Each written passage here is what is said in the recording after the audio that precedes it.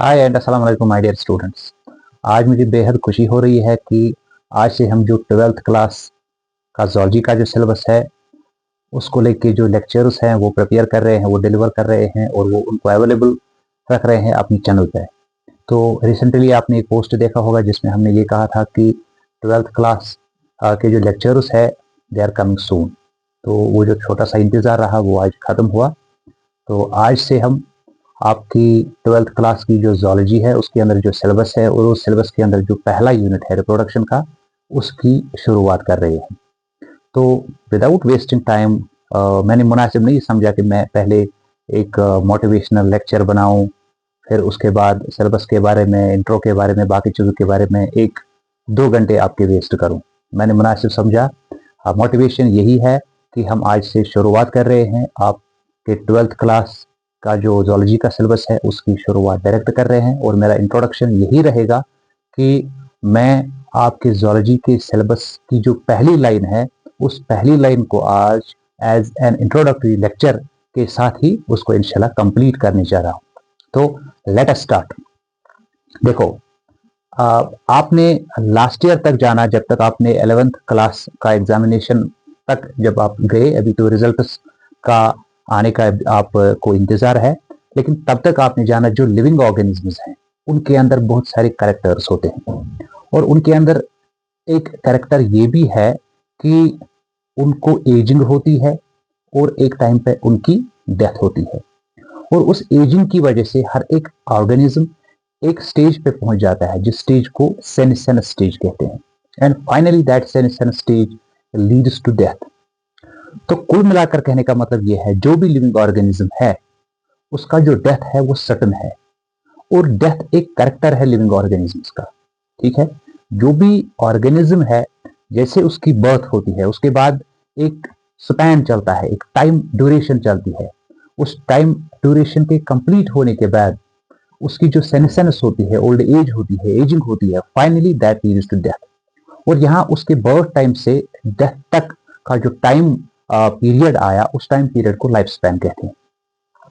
Although different organisms have different life spans, कई organisms आपको similar देखने को मिलेंगे या उनमें बहुत सारी सिमिलरिटीज आपको लगेंगी, लेकिन उनका लाइफ स्पैन टोटली डिफरेंट होगा। मैं छोटी सी एक एग्जांपल से समझा दूंगा। अगर आपने एक क्रो को देखा है और उसके साथ साथ आपने एक पैरट को देखा है, ठीक है, क्रो के अंदर जो लाइफ स्पैन है वो अराउंड 15 ईयर्स होता है, लेकिन उसके कंपैरिजन में जो पैरट का लाइफ स्पैन होता है वो अप टू 150 ईयर्स तक जाता है। So both are birds, both are having so many morphological similarities, but life span को लेके there is so variation. इसी तरह different living organisms, different animals have different life spans. लेकिन यहाँ क्वेश्चन वो नहीं है, यहाँ क्वेश्चन ये है जो भी इंडिविजुअल है it has to taste death. There is a famous line of our Holy Quran which states that every living creature has to taste death. Kullu नफ्सुन ज़ाइक़तुल मौत। हर एक ऑर्गेनिज्म को ये डेथ जो है इसका मजा चाहना है। ठीक है, तो अगर हर एक इंडिविजुअल की जो डेथ है वो सर्टन है, यहाँ पे एक क्वेश्चन मार्क खड़ा हो जाता है, then how is it possible that there will be continuity of living organisms from time to time. और इसका आंसर ये है, ऊपर वाले ने इन्हीं ऑर्गेनिजम्स को एक बेहतरीन कैरेक्टर से नवाजा है और वो कैरेक्टर क्या है, हमारा आज का टॉपिक, दैट इज रिप्रोडक्शन। ठीक है, लेकिन यहाँ पे एक बात और है, जो यूनिसेलुलर ऑर्गेनिजम्स होते हैं उनके अंदर अगर रिप्रोडक्शन या माइटोसिस होती है तो ये माना जाता है उनमें नेचुरल डेथ नहीं है। जैसे एक ऑर्गेनिज्म हुआ, उस ऑर्गेनिज्म में माइटोसिस हुई और माइटोसिस से 2 नए इंडिविजुअल उसने प्रोड्यूस किए, तो जो पेरेंटल इंडिविजुअल था, the same parental individual got converted into what, that got converted into 2 new individuals. When that got converted into 2 new individuals, तो parental individual में कहीं पे डेथ हुआ ही नहीं। तो ये माना जाता है जो सच लिविंग ऑर्गेनिजम्स हैं उनके अंदर नेचुरल डेथ नहीं होता है and they are considered to be immortal. ठीक है, अब ये जो प्रोसेस ऑफ रिप्रोडक्शन है इसको हम कैसे डिफाइन करेंगे। देखो, रिप्रोडक्शन का अगर हम ये वर्ड देखेंगे, इसमें आपको 2 कंबाइंड वर्ड्स देखने को मिलेंगे, एक रि, दूसरा है production. Re here refers to again and production refers to synthesis or formation of the new organisms. तो ये जो रिप्रोडक्शन है इसको ऐसे डिफाइन किया जाता है कि ये एक ऐसा बायोलॉजिकल कैरेक्टर लिविंग ऑर्गेनिज्म का है जिसको निभा के वो अपने टाइप के नए ऑर्गेनिजम्स को प्रोड्यूस कर सकते हैं। कहते हैं ना, it was the death which challenged a living organism that मैं आ रहा हूं, I am going to perish you, isn't it. लेकिन लिविंग ऑर्गेनिज्म के पास, इंडिविजुअल के पास कुछ नहीं था to answer this death, but living organisms के पास ये जो करेक्टर रिप्रोडक्शन का है, इस रिप्रोडक्शन से वो इन रिटर्न चैलेंज करता है डेथ को। कैसे? अगर डेथ ने चैलेंज किया इंडिविजुअल को that I am going to kill you, but living organism, living individual ने क्या कहा? But I will exhibit process of reproduction before my individual death and that will keep continuity of my race. जैसे हम humans है and जोलॉजिकली हमें हमारा जो नाम है वो है होमो सेपाइनस सेपाइनस। हमारे पेरेंट्स क्या है? सेम स्पीशीज, उनके पेरेंट्स सेम स्पीशीज, उनके पेरेंट्स सेम स्पीशीज। और हम जो ह्यूमन्स है, हमारे पेरेंट्स और उनके पेरेंट्स जो सिमिलैरिटी ऑफ स्पीशीज है, यहां से ये ट्रू होता है when our parents and their parents exhibited the process of reproduction that lead to the continuity of our race, our kind, our type. It means it is the individual which is now in turn challenging the death. That if you are going to kill me, but I am going to defeat you because you are not able to kill the kind, the type, the race or species of myself. ठीक? तो यही reproduction है जिसके बदौलत एक organism again and again अपने similar types को produce करता है, और इसको हम कहते हैं the process by which living organisms produce their new generation of same kind, type or species. ठीक है? So it is the reproduction with the help of which continuation of the race, continuation of a type, continuation of a kind or continuation of a species takes place. अब जैसा आपको पता है कि जो animals हैं या लिविंग ऑर्गेनिजम्स हैं, उनमें बायोडाइवर्सिटी है, उनमें वेरिएशन है, वेरिएबिलिटी है। इसका मतलब है उनके कैरेक्टर्स में भी वेरिएशन एंड वेरिएबिलिटी है। सो रिप्रोडक्शन क्या है? ये भी एक कैरेक्टर है, इसमें भी वेरिएशन होगा, इसमें भी वेरिएबिलिटी होगी। Because of that biodiversity, reproduction will take place in different living organisms but through different means, through different types. तो प्राइमरली जो रिप्रोडक्शन है इसको डिवाइड किया गया है into two major types. One is sexual, another is sexual. So जो asexual type of reproduction है, इस एसेक्सुअल टाइप ऑफ रिप्रोडक्शन में यंग वन प्रोड्यूस होते हैं, न्यू जनरेशन बनती है, लेकिन उनके प्रोडक्शन में कहीं पे गेमेटिक इन्वॉल्वमेंट नहीं होता है, कहीं पे फर्टिलाइजेशन की इन्वॉल्वमेंट नहीं होती है। This type of reproduction where there is no involvement of gametes और फर्टिलाइजेशन, ठीक है, इस टाइप ऑफ रिप्रोडक्शन को कहते हैं एसेक्सुअल रिप्रोडक्शन। तो जो सेक्सुअल पार्ट इसका रहेगा वो हमारे इस टॉपिक के दूसरे पार्ट वाले लेक्चर में वो उसको हम डिस्कस करेंगे। फिलहाल let me take this asexual reproduction. So asexual reproduction is that type of reproduction where there is no involvement of gametes और फर्टिलाइजेशन। तो इस एसेक्सुअल रिप्रोडक्शन में और एक चीज भी है कि ये ऑलवेज यूनिपेरेंटल होती है।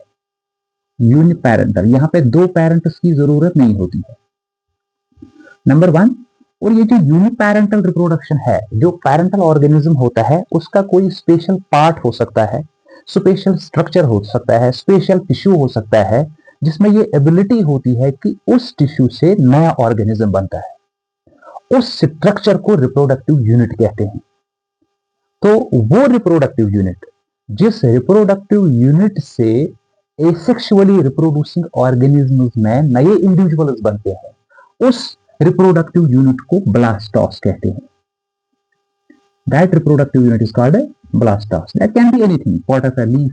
In case of plants, that can be part of a root, part of a shoot. That can be a tissue, that can be a cell, that can be a bud, that can be anything. वो हम देखेंगे आगे organisms में कहाँ पे किस type का ब्लास्टोस हो सकता है. तो एसेक्सुअल रिप्रोडक्शन में गेमेटिक इन्वॉल्वमेंट नहीं होता है, यूनिपेरेंटल होते हैं, और ब्लास्टोस से या ब्लास्टोस वो स्ट्रक्चर होता है जो एज ए रिप्रोडक्टिव यूनिट ये जो एक्ट करता है, जहां से नए ऑर्गेनिजम्स डेवलप होते हैं. और एक बात एसेक्सुअल रिप्रोडक्शन में ये होती है कि जो नया इंडिविजुअल बनता है वो कंप्लीटली रिजेंबल करता है विद द पेरेंट. देखो, जो पेरेंट्स होती है उन पेरेंट्स में जैसी जेनेटिक स्ट्रक्चर्स, जैसे उनमें जीन्स है, जेनेटिक्स है, जैसे उनके अंदर मॉर्फोलॉजी है, ठीक है, जैसे उनके अंदर फिजियोलॉजी की डिफरेंट प्रोसेसेस होती है, इसी तरह जो उनके ऑफस्प्रिंग्स होते हैं वो एक्चुअली रिजेंबल करते हैं. When the new young ones are completely physiologically, genetically and morphologically resembling with their parent, इस तरह की इस जनरेशन को हम क्लोन कहते हैं.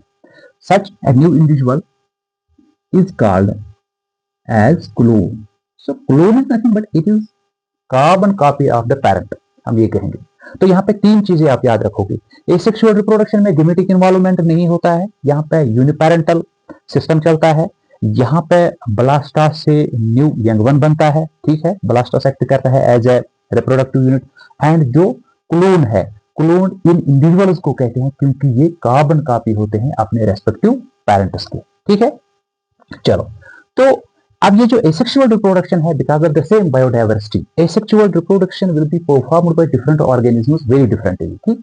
तो कुछ छोटे जो ऑर्गेनिजम्स होते हैं, छोटे, उन छोटे ऑर्गेनिजम्स में होता क्या है, उनमें जब यूनिसेलुलर नेचर होता है तो उस यूनिसेलुलर नेचर को लेके जो उनके अंदर माइटोसिस होती है, माइटोसिस, तो उसी माइटोसिस से वो अपनी रिप्रोडक्शन एग्जिबिट करते हैं. Mitosis leads to formation of two new young cells, young individual cells, and both the new individual cells act as new individuals. तो उनके लिए माइटोसिस ही as A means of reproduction होता है. Examples are the microscopic unicellular organisms, ठीक.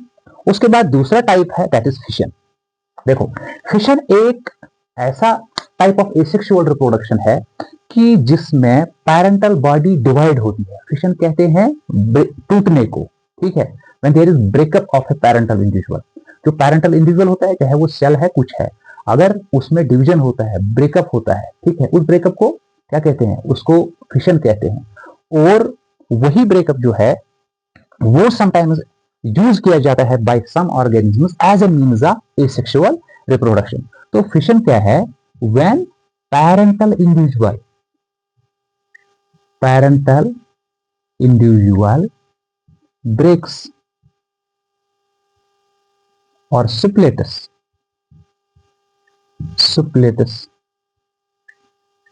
into not new parts but new individual, इसको fission कहते हैं. अब फिशन को भी डिवाइड किया गया है further into two types on the basis of number of new individuals formed. अगर पैरेंटल बॉडी में ब्रेकअप हुआ, ठीक है, अगर ये पैरेंटल बॉडी स्प्लिट हुई, स्प्लिट होने के बाद क्या इसमें नए दो इंडिविजुअल बने या दो से ज्यादा बने, depending upon the number of new individuals formed due to splitting up of the parental cell और the parental individual. The fission has been divided into two types. Number one, it is binary fission, and number two, it is multiple fission. Simply binary fission में क्या होता है, by means to. यहाँ पे जो parental individual होता है, से P is the parental individual and it splits into two new individuals. This is new individual 1 and this is new individual 2. When the parental individual breaks or divides into two new individuals, the type of fission is called binary fission. Similarly, whenever there will be a parental cell and when it will divide into multiple new individual cells or individuals, say this is individual 1, 2, 3, 4, so on. Such a type of fission is called multiple fission. Very simple, बहुत ही आसान है. चलो थोड़ा आगे बढ़ते हैं. तो जो बाइनरी फिशन है, इस बाइनरी फिशन के डिफरेंट एग्जांपल्स है, ठीक है, और डिफरेंट टाइप्स है. Now depending upon the pattern through which the parental organism have divided into to new individuals, we have divided binary fission into four types. Number one is simple Number one is simple binary fission. Number second is it is transverse binary fission. Number third is longitudinal binary fission, and number next is oblate, or sometimes it is called as diagonal binary fission. चलो इनको फटाफट हम complete करते हैं। ये क्या concept है? तो हमने ये चार जो नेम्स लिखे, ये नेम्स एक्चुअली है different types of binary fission on the basis of pattern of the division. Simple binary fission takes place in amoeba. देखो, अम्यूबा की जो बॉडी होती है एसिमेट्रिकल तो वो है ही, लेकिन एसिमेट्रिकल के होने के साथ साथ उसमें ना कोई प्रॉक्सिमल एंड हमें देखने को मिलता है ना डिस्टल एंड से। इसकी बॉडी अगर ऐसे डिवाइड होती है, we can't say it got divided longitudinally और ट्रांसवर्सली। ऐसे डिवाइड होगा क्योंकि इसमें इरेगुलर शेप होती है, इसमें एसिमेट्री होती है, इसमें प्रॉक्सिमल डिस्टल साइड कुछ होता ही नहीं है। कंटिन्यूअसली ये इसके जो सीडोपोडिया होते हैं कभी विड्रा होते हैं, शेप चेंज होती है, ठीक है। तो इसके अंदर जो डिवीजन होता है हमें पता नहीं उसका प्लेन ऑफ डिवीजन क्या है। तो इस तरह के ये जो है फिशन को हम कहते हैं simple binary fission. When the parental body divides through any plane and results in the formation of two new cells, that is called what? That is called simple binary fission. Then there is second. Second is when the parental body divides transversely. For example, paramecium is a protozoan. Let me take the example of paramecium. See, paramecium's body is like this. The sole of your shoe, ठीक, ciliated body. Its body gets divided through this axis. This is definitely the transverse axis because it has definite this proximal and distal part. When the parental body divides transversely into two new individuals, this type of binary fission is called as what? Transverse binary fission. Example is paramecium. Let's take the next one. Longitudinal binary fission. When the parental body divides longitudinally, for example, Euglena. In Euglena, you have its body like this. Its body gets divided along this longitudinal axis and results in the formation of two new Euglena. When the parental body has divided longitudinally, then type of binary fission is called longitudinal binary fission. There is another type of binary fission which takes place in a unique protozoan called as Cerateum.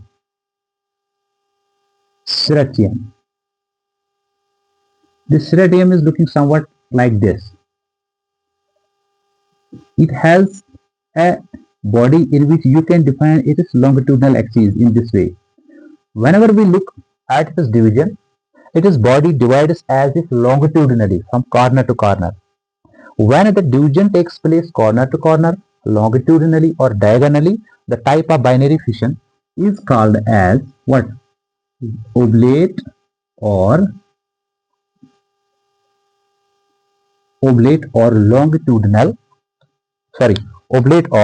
diagonal binary fission.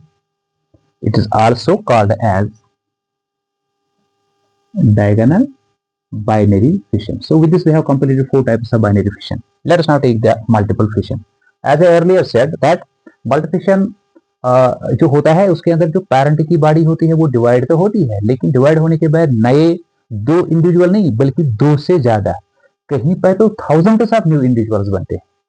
Usually देखा गया है in case of अम्यूबा, ठीक है। अम्यूबा के अंदर कभी एक situation ऐसी आती है कि उसकी जो लिविंग कंडीशंस होती है वो अनफेवरेबल होती है। तो अम्यूबा में जब अनफेवरेबल कंडीशंस होती है, उन अनफेवरेबल कंडीशंस को लेके इसके अंदर कुछ चेंजेस आती हैं, ठीक है। जैसे एक तब्दीली आती है, इट विदड्रॉज सीडोपोडिया, ठीक, pseudopodia, and then it begins to synthesize external three layer covering, and that three layer covering is called as encystation. So इस अनफेवरेबल कंडीशन में इसके अंदर एनसिस्टेशन होती है क्योंकि अपनी प्लाज्मा मेम्ब्रेन के बाहर से ये थ्री लेयर्ड सिस्ट बनाता है, ठीक। देन इट वेट्स इसके सिस्ट के अंदर से, प्लाज्मा मेम्ब्रेन के अंदर से जो कुछ रिजर्व्ड फूड मटेरियल होता है उसका इस्तेमाल करके इसके न्यूक्लियस के अंदर डिविजन होते हैं इन दिस डेवलपमेंट फेज। उसके बाद जब फेवरेबल कंडीशन वापस आती है, यहाँ अनफेवरेबल कंडीशन थी, अब एक टाइम पे फेवरेबल कंडीशन वापस आई, तो उस फेवरेबल कंडीशन में ये जो अम्यूबा के बाहर से सिस्ट था three layer, it breaks, and when it breaks it results in the liberation of minute spore like structures. इस प्रोसेस को स्पोरुलेशन कहते हैं। This process is called sporulation. So sporulation is what? It is not liberation of gametes. It is the liberation of spore-like structures, and these spore-like structures are nothing but new individuals. तो ये process of sporulation जो है, इसमें एक parental individual से कई सारे नए मल्टीपल इंडिविजुअल्स बने, तो इस तरह की फिशन को क्या कहते हैं? Multiple fission. ठीक है, यहाँ पे एक इंपॉर्टेंट पॉइंट आप याद रखोगे from examination point of view, जो स्पोरुलेशन या मल्टीपल फिशन है, इसमें इंडिविजुअल में पहले न्यूक्लियस का डिवीजन होता है, first nucleus divide, and then that nuclear division is followed by what? That is followed by your cytoplasm. ठीक, ये एक एसेंशियल फीचर है मल्टीपल फिशन का। अब एक और कॉन्सेप्ट यहां पे मैं चाहूंगा मैं आपको वो दूं जो बहुत ही रिलेवेंट बाइनरी फिशन या मल्टीपल फिशन से है। ठीक है, रिलेवेंट है, एंड कभी स्टूडेंट्स उसके और इसके बीच में कंफ्यूजन के अंदर आ जाते हैं। तो वो क्या है? That is plasmotomy. That is plasmotomy. Plasmotomy जो है, इसकी एग्जांपल है ओपलाइना।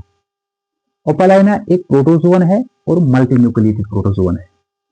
इसके अंदर मल्टीपल फिशन की तरह ही नए इंडिविजुअल्स बनते हैं। पैरेंटल बॉडी डिवाइड होती है और डिवाइड होने के बाद नए इंडिविजुअल्स बनते हैं, तो मल्टीपल फिशन हुआ। तो हमने इसको प्लाज्मोटॉमी क्यों कहा? This plasmotomy is different from multiple fission in the way, यहाँ पे आपने न्यूक्लियर डिवीजन को पहले देखा था, बाद में साइटोप्लाज्मिक डिवीजन हुआ। लेकिन यहाँ ओपलाइना में क्या होता है? यहाँ पे पहले इस तरह साइटोप्लाज्मिक डिवीजन ही होता है, जो नए नए छोटे छोटे स्ट्रक्चर्स फिर बनते हैं ये इनके अंदर, इसके बाद न्यूक्लियर डिवीजन होता है। So plasmotomy is a bit different from what? From the multiple fission. In multiple fission you have seen that first nuclear division took place, then cytoplasmic division took place, while as in case of plasmatomy, for example in opalina, first what happened? First cytoplasmic division took place.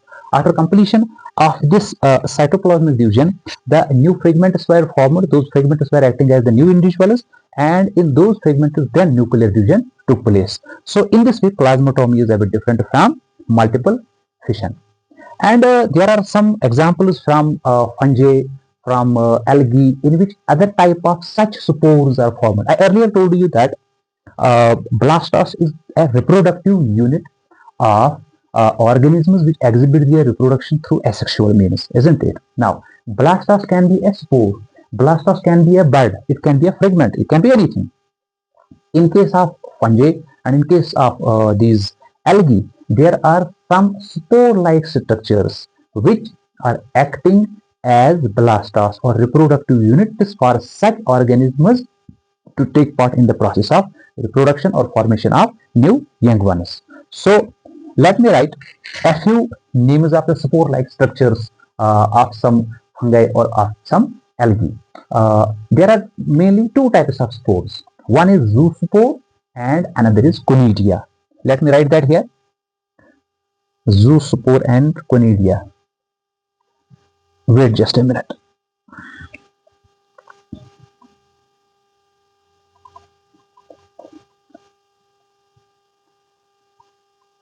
I have to manage the space.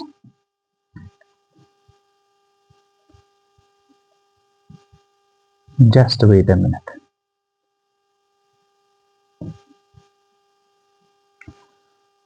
So I was talking about the spores in fungi and algae. There are spores which are called as zoospores. There are spores which are called as conidia.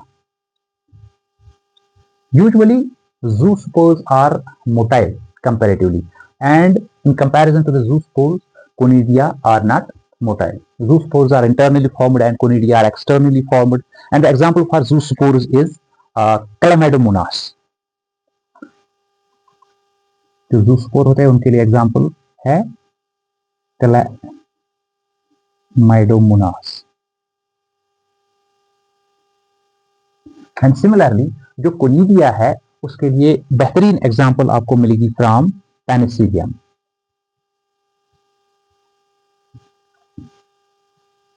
Similarly, there are other types of some spore-like structures or spores which are acting as reproductive units. Let me write here a few. One is Chlamydio spore. तो जो Chlamydio spore like that are zoospore ये present होता है in another organism Rhizopus. ठीक है. इसके अलावा और एक टाइप का स्पोर होता है what is called as oidia.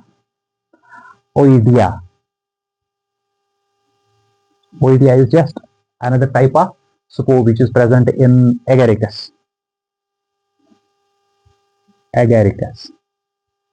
And one last type is there, what is called as sporangiospore.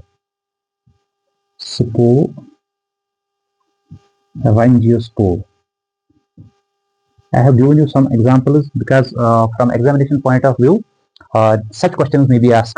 Do an example of zoospore, do an example of Oidia, and in which organism Oidias are present, Oidias are acting as reproductive units. Similarly, one another spore is what? Sporangiospore. And example for sporangiospore is yes. It is mucor. M-U-C-O-R. It is mucor. तो ये जो spores होते हैं और इनके जो types होते हैं डिफरेंट टाइप्स ये प्रेजेंट होते हैं in different algae and fungi. मैंने यहाँ पे कुछ स्पोर्स जो दिए उनकी एग्जांपल मैंने इसलिए दी from examination point of view, ये आपके लिए कन्वीनियंट रहेगा. यहाँ पे मैंने एक एग्जांपल जूस्पोर दी, for example chlamydomonas, conidia, for example penicillium, chlamydospore, for example rhizopus is there, and oidia is there. इसके लिए जो एग्जांपल है वो है एगेरिकस, एंड स्पोरेंजियोस्पोर इसके लिए एग्जांपल है म्यूकोर. तो इस तरह हमने देखा जो इंडिविजुअल्स जो यूनिसेलुलर होते हैं, अलगी होती है, फंगाई होती है, उनके अंदर फिशन के जरिए से आइदर बाइनरी और मल्टीपल और प्लाज्मोटॉमी के जरिए से उनके अंदर रिप्रोडक्शन की प्रोसेस होती है. Let us take the next type, that is budding. देखो बडिंग के अंदर जो रिप्रोडक्शन होती है उसमें एक स्पेशल स्ट्रक्चर बनाया जाता है from the parental organism, that is called as bud. Bud के अंदर टोटपोटेंट स्ट्रक्चर्स होते हैं, ठीक, और वो टोटपोटेंट सेल्स जो होती है उस बड के अंदर that lead to these buds to become to achieve the ability to develop into the new individuals. अब जो buds होते हैं ये दो तरह के हो सकते हैं, either they can be exogenous or they can be endogenous. exogenous bud जो होता है वो बाहर से होता है, फॉर एग्जाम्पल हाइड्रा के अंदर जो है वो एक्सोजीनस बर्ड होता है, यानी बाहर से उसके अंदर ये बर्ड होता है. और एंडोजीनस बर्ड जो होता है that is oftenly called as gemmule. For example sponges, for example sycon is there. Sycon, तो gemmule is what? It is an endogenous bird and external bird, exogenous bird is present in Hydra. Through exogenous budding, Hydra undergoes process of reproduction, and through endogenous budding, that is Gemule, Pycon, a sponge or a poriferan provides the best example for the process of reproduction through Gemulus or endogenous buds. ठीक, इसके बाद जो next type है वो है fragmentation. Fragmentation में क्या है कि जो पैरेंटल बॉडी होती है, parental body Say I will take this parental can be anything, like it can be a hydra, it can be echinoderm or spirogyra. ठीक है, these are the examples. Hydra तो मैंने भी कहा, हाइड्रा के अंदर फ्रेगमेंटेशन के जरिए भी होती है, रिप्रोडक्शन कैसे मैं भी बताऊंगा। तो दूसरे एग्जांपल है स्पायरोगायरा। देखो स्पायरोगायरा भी है, और स्टारफिश कैमुजिन काइनोडर्म, इनके अंदर fragmentation as A means of reproduction होता है। देखो होता क्या है, say this is the body of a hydra. ठीक, इस हाइड्रा को अगर आप एंथ्रोपोजेनिकली इसकी बॉडी को डिवाइड करोगे, से you will divide it is body into 200 new fragments. ठीक, each new fragment if will be provided by you the suitable environment, the nutrition and other requirements, each new fragment will develop into a new hydra.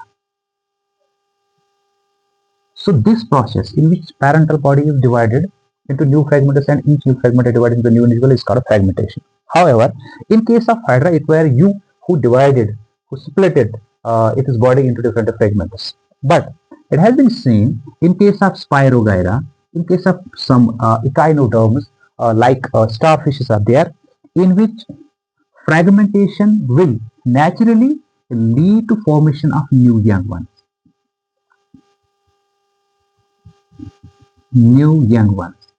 So another question is there, that how you can now differentiate fragmentation with binary fission. Look, in binary fission you saw parental body divided into directly two new individuals. However, in fragmentation, parental body divided into fragments, that it was because of the regeneration that whole new body was synthesized or produced. So this is the main difference between the fragmentation and binary fission. And fragmentation took place in multicellular organisms, and binary fission took place in what? In unicellular organisms. And after that, there is next important type, that is regeneration. देखो, regeneration को समझाने से पहले मैं यहाँ पे मुनासिब समझता हूँ कि मैं आपको एक एग्जांपल दूं रिजेनरेशन की। ये जो रिजेनरेशन है, ये लिविंग ऑर्गेनिज्म्स का एक यूनिक फीचर है, क्योंकि हर एक लिविंग ऑर्गेनिज्म में एबिलिटी होती है रिपेयरिंग की। जैसे if you trim your hairs, like recently I have shaved my head, and with the passage of a few days, these hairs got regenerated. If you clip your nails, then new nails come. New nails come through what? Through process of regeneration. Similarly, the age of your red blood corpuscle is only 120 days. But whenever you go for a CBC test and you see that your number of RBC remains intact, इसमें decrease नहीं होता है। ये decrease क्यों नहीं होता है? इसका मतलब है कहीं ना कहीं प्रोसेस ऑफ रिजेनरेशन आपकी बॉडी में होती है। तो ये रिजेनरेशन होती है। आपका गैस्ट्रोइंटेस्टिनल ट्रैक्ट होता है, उसमें मिलियंस ऑफ सेल्स डिस्कॉमेट होते हैं, नए बन जाते हैं, आपको पता भी नहीं चलता। आपका स्किन होता है, tens and thousands of cells डिस्कॉमेट डिजेनरेट होते हैं, आपको पता भी नहीं चलता कैसे नई सेल्स बनी, कैसे नया स्किन बना। ठीक, तो ये जो रिजेनरेशन है, इस रिजेनरेशन को कहते हैं reparative regeneration. Reparative regeneration is that which leads to repairing your worn out parts. ठीक है, और दूसरी रिजेनरेशन है जिसकी बात हम कर रहे हैं as A means of asexual reproduction. Remember it. और वो जो रिजेनरेशन है, उसका कॉन्सेप्ट हमें पहले किसने समझाया है? मिस्टर इब्राहिम ट्रेम्बले।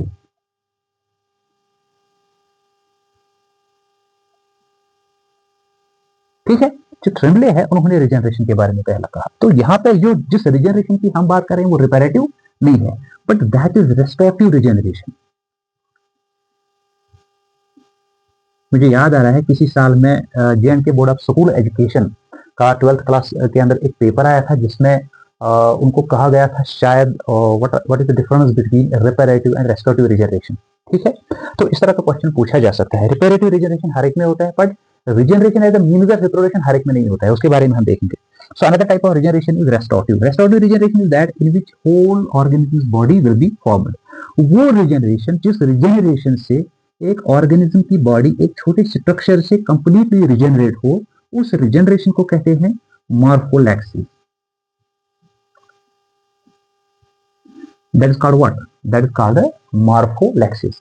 अब जो मॉर्फोलैक्सिस है, मॉर्फोलैक्सिस में complete morph, complete form, complete structure of an individual is formed from a minor fragment form from a smaller structure. And This type of morpholepsis or complete regeneration has been seen in Hydra. Okay, it has been seen in Poriferans like Cycon, isn't it?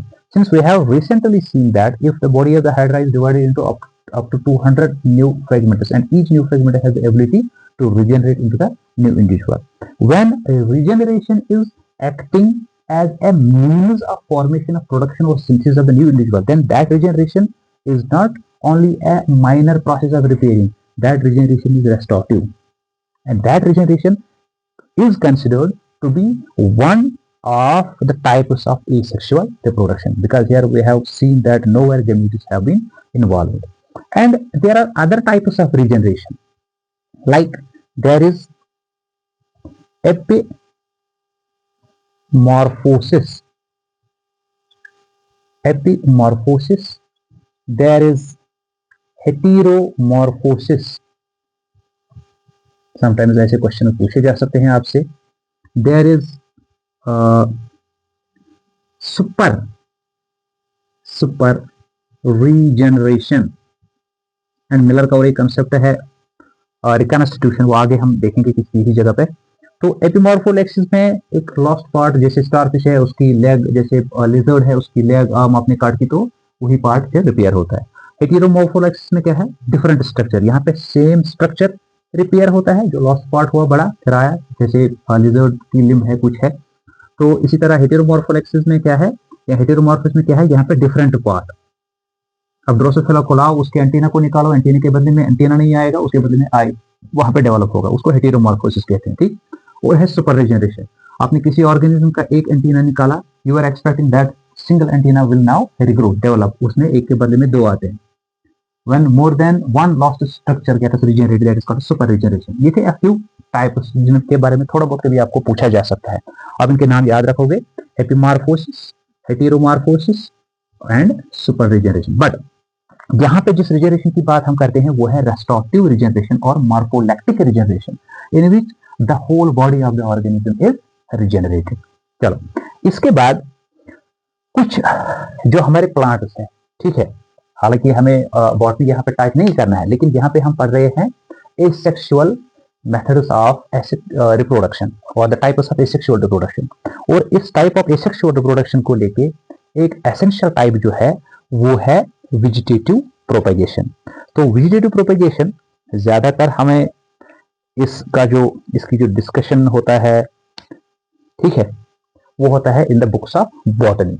और यहाँ पे हमें एज ए means of asexual रिप्रोडक्शन ये पढ़ना है. Vegetative propagation का मतलब है कि जो पैरेंटल बॉडी होती है, ठीक है, पैरेंटल बॉडी का कोई somatic structure, that somatic structure can be leaf, root, shoot, bulb, tuber, anything. ठीक. When that somatic structure acts as a blastos क्या है, अभी मैंने कहा reproductive unit. That acts as a blastose, and that blastose finally develops or propagates itself to another region, then finally develops into the new individual. Then that type of reproduction is called as vegetative propagation. तो vegetative propagation में vegetative part पहले propagate होता है, उसकी propagation के साथ साथ that part develops into the new individual. तो जो vegetative propagation में ये special blastose से unit आया, इनको हम कहते हैं वेजिटेटिव प्रोपेग्यूल्स. जैसा हमने अभी देखा, कहीं पे ज़ूस्पोर था एज ए रिप्रोडक्टिव यूनिट और ब्लास्टोस, कहीं पे कोनिडिया था, ठीक, कहीं पे ओइडिया था, कहीं पे स्पोरेंजियोस्पोर था, कहीं पे फ्रेगमेंट था, ठीक, कहीं पे इटसेल्फ एक इंडिविजुअल था. इसी तरह वेजिटेटिव प्रोपेगेशन में प्रोपेग्यूल्स वो स्ट्रक्चर्स, सोमेटिक स्ट्रक्चर्स होते हैं जहां से या जिनसे नए इंडिविजुअल्स डेवलप होते हैं. ठीक है. तो वेजिटेटिव प्रोपेगेशन में डिफरेंट टाइप्स ऑफ जो प्रोपेग्यूल्स होते हैं उनमें प्राइमरीली 3 टाइप्स होते हैं. एक है रनर, एक टाइप है बेटा रनर, दूसरा टाइप सकर. एक टाइप है रनर, दूसरा टाइप क्या है सकर, और तीसरा टाइप क्या है that is tuber, that is tuber. तो यहां 3 तरह के प्रोपेगुलस का नाम मैंने लिखा, रनर, सकर एंड ट्यूबर। तो जिस तरह मैंने यहाँ पे कुछ एग्जांपल्स दी, इसी तरह यहाँ पे भी मैं चाहूंगा मैं कुछ एग्जांपल्स यहाँ पे नोट करूं जिनको आप याद रखोगे, ताकि एग्जामिनेशन में अगर ये पूछा जाता है इनकी एग्जांपल्स के बारे में, वहां आसानी से आप उन क्वेश्चंस का आंसर दे सको। तो जो रनर के लिए एग्जाम्पल है वो है ओक्सैलिस। कॉमन एग्जाम्पल रनर के लिए है ओक्सैलिस। सो ओक्सैलिस के अंदर रनर एज ए प्रोपेग्यूल होता है। इसी तरह सकर के लिए एग्जाम्पल है बनाना। ठीक है, banana is the best example for sucker. Similarly जो ट्यूबर है इसके लिए जो है पोटैटो, पोटैटो बेस्ट एग्जाम्पल है। ठीक है, ये कभी पूछा जा सकता है इनके एग्जाम्पल्स के बारे में from examination point of view. So these were the 3 main types of propagules. Similarly, other propagules are there which are comparatively less common. For example, let me use another color. For example, offset is there. For example, bulb is there. मैं चाहूंगा मैं इनके लिए भी कम से कम एक example दूं। ठीक है, एक और नया है एग्जाम्पल ऑफ ऑफसेट। एक और नया आप याद रखोगे, best example for offset type of propagule. इसी तरह जो बल्ब है इसके लिए बेहतरीन एग्जाम्पल आपको मिलेगी from garlic. So these are all what? These are propagules through which vegetative propagation of different types of plants takes place or individuals takes place. Now humans have exploited this process of vegetative propagation for their own welfare. जब humans ने देखा कि इनके अंदर इस तरह से भी वेजिटेटिव प्रोपेगेशन के जरिए से रिप्रोडक्शन हो सकती है जो उनके लिए कुछ वेलफेयर प्लांट्स हो सकते हैं, उन्होंने इसी प्रोसेस को थोड़ा मॉडिफाई किया, इसी को एक्सप्लॉइट किया, और इसको एक्सप्लॉइट करने के बाद इन्हीं वेजिटेटिव प्रोपेगेशन प्रोसेसेस को उन्होंने मॉडिफाई किया into some new artificial types. यहां पर मैं दूंगा some artificial types. So artificial types of vegetative propagation are number 1 layering, ठीक, number 2 grafting, number next cutting।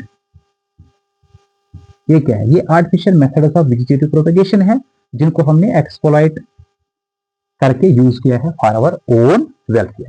अब देखो, जो लेयरिंग एज ए पहला मीन्स है, layering as A means of artificial what vegetative propagation, इसके लिए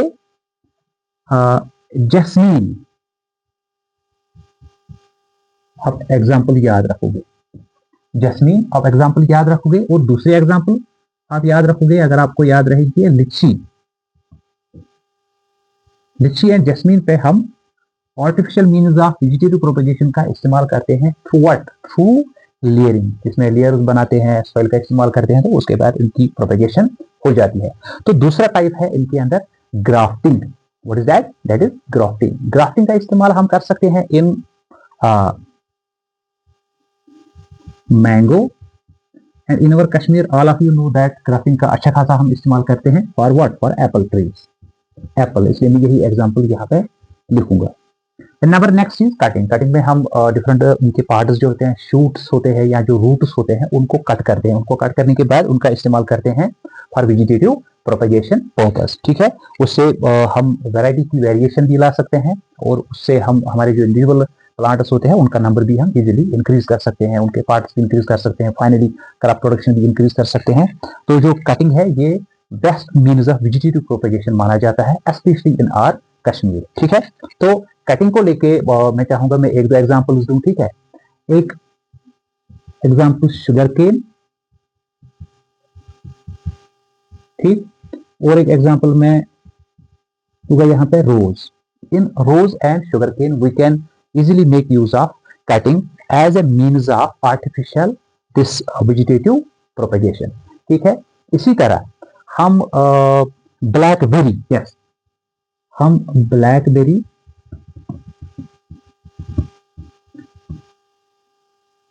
में भी इसका इस्तेमाल कर सकते हैं. लेकिन यहाँ पे जो ब्लैकबेरी का हम इस्तेमाल करते हैं इसमें हम ज्यादातर रूट्स का यूज करते हैं, और जो शुगर केन एंड रोज है इसमें ज्यादातर हम शूट्स का इस्तेमाल करते हैं.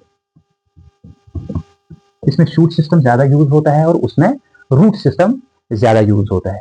इसके अलावा और एक कंसेप्ट है what is called as micro propagation. ठीक है, मैं यहाँ पे नाम लिखूंगा, it name itself suggest that what is it. तो जो माइक्रो प्रोपेगेशन होता है, माइक्रो प्रोपेगेशन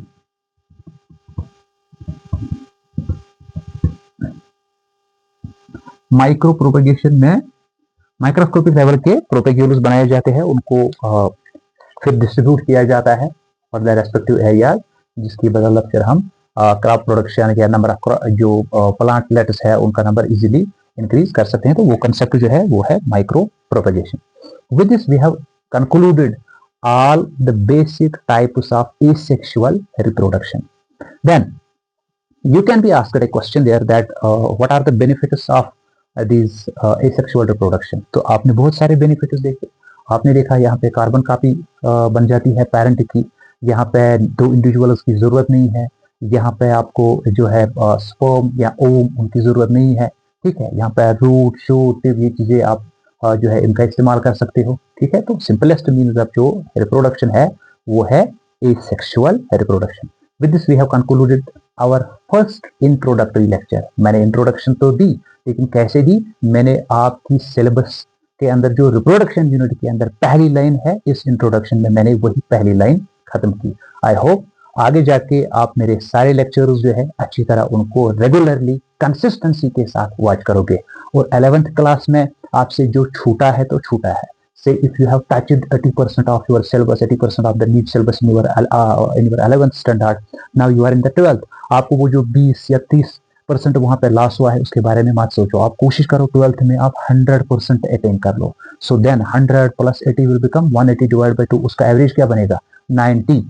तो with the completion of this 12th class का जो आपका जो टाइम आपको मिला है, इसको कंप्लीट करने के बाद you should at least achieve more than 90% progress so far as preparation of NEET level examinations are concerned.